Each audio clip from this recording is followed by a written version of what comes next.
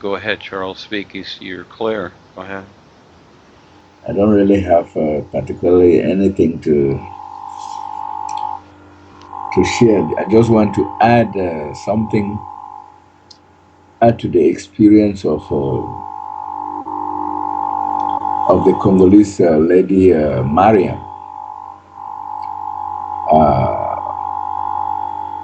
Remember last week when she said I shared her experience.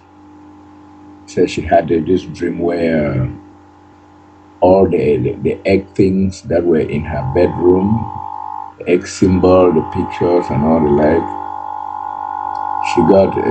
She had a dream vision where the things were all lying on the ground.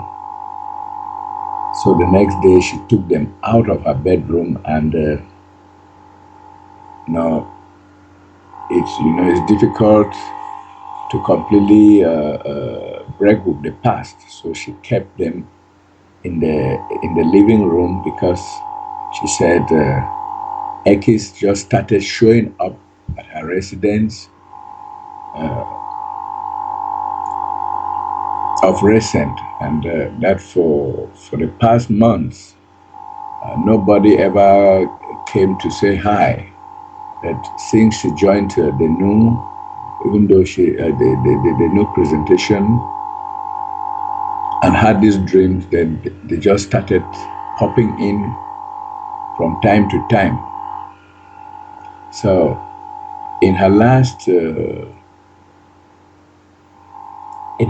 dream, which is like a follow up to what she earlier said, she said her mother felt very sick, and she didn't know what to do. And then she got an inner voice that she should take away all the egg things from the house. So she did just that, and the mother just suddenly got better again. So it was really interesting, this what she said. So I began to wonder. I said I must share this with you. I don't know what you can say about that. Yeah, this is very interesting because again, we collect things from lifetimes and this lifetime, and these little things, and you can go into anybody's house and see different things, and most people's houses have crosses, and they wear crosses and things like this, and they really don't know what they're tied to. They really don't understand what's going on. The cross is a death marker, is what it really is. But it's, it's so interesting how things have, they're really the opposite of what people think they are. And this is where all the deception comes in, and the human farming. It's a way for the cattle to agree to being herded. It really is. But it's dressed up to look very good. And so again, life is showing her, and her mother represents a part of herself. And so by the very fact that, it's like cleaning house, it's like dusting your house, it's like you just take all this stuff out, and it's like, you know what, you start new. And that's the whole idea. All these trinkets and all these things and all these ideas, as they hang around, they really unconsciously influence you. It's not that the things themselves are bad, but, it's like the old saying, out of sight, out of mind. It's like relationships, which always lead to drama of some kind. And as the person totally separates themselves from these people, they can start a new life. They just forget. Just go and start a new life and forget. And so what also is taking place is with the other Ekist, she is going into new areas. We'll just say higher areas. She's separating herself. So on the physical level that also reflects to where, the same people don't show up, they don't relate the same way, etc. And this happens with everybody that comes along these lines. It's more of an individualized position. For some people, it really bothers them because they're very socially inclined. And that's fine. And some people just will not give up the attachments. They will just not move along, as the opportunity comes in their life. So, this gal decided to, and so her mother becomes a reflection, especially, relationships are very interesting. Again, you have mother and child, and there's huge attachment there. And so the mother reflects something in the person's attitude. She can represent the little self, let's say, in this part, and that by the very fact that she's getting rid of these things physically as a start, that all of a sudden the mother's better. She's not affected unconsciously. This is how it shows up. But, as the individual looks at this, most people cannot figure this out. It's like, what is going on here? So this is where people stay unconscious until they have, the right knowledge to move along. Otherwise, you just stay unconscious here for lifetime after lifetime after lifetime. You're drugged through all these things, and this is where, this is where I really, kind of hammer this, is that you really have to do your homework. You really have to pay attention if you want to free yourself. Again, people take the idea of, I know this, and then I'll just, pop into the heavens and it'll all be fine. It's not like that at all. It's like taking a journey. If you're going to drive from LA to New York, there's a lot of things in between to get there. And the same is with into the real universes. And to free yourself, there are so many areas to go through, to wake up to. And again, one-dimensionally, the personal self takes things for granted. You really have to develop an attitude not to take anything for granted. Nothing is taken for granted. You have to watch yourself, because you are your own enemy.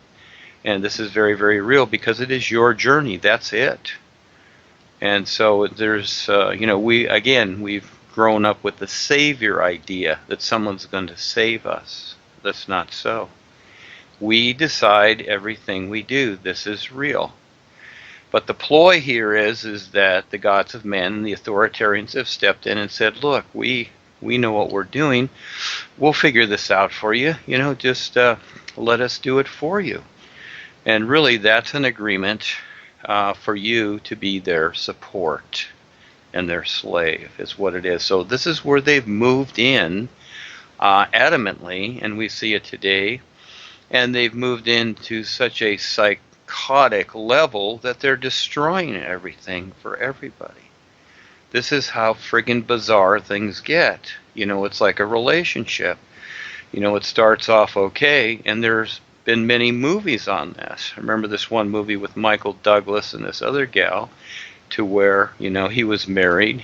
He started this relationship, and it all turned just really strange to where, they were ready to kill each other. And this is just, one thing leads to another, and this is where we are. We're in a huge world of demise right now. We went through a lot of things. We went through 9/11. We're still dealing with Fukushima. We got the Gulf Coast. We got all kinds of things, chemtrails. And then in Southern California here, we've got this gas leak down the street here in Orange County that's been going on for months. It's huge. And by the time they get it curtailed, it'll be, big as the state of California, the poison that's all over the place. And, these are companies that have been doing this for how long, 50 or 100 years? Now all of a sudden they can't contain this. These things are purposely done. Again, you have a lot of issues going on right now, a whole lot of issues. It seems like the dark side with the gun issue and all these things, and just so much more, that there's a huge desperation going on for something. And realistically, nobody has to be desperate. All they have to do is, like in this girl's experience, just simply, step aside from all this old baggage, all this old nonsense, and start a new position. Learn to look at each moment new and just make sense of things the best you can. So, yes, thank you for sharing.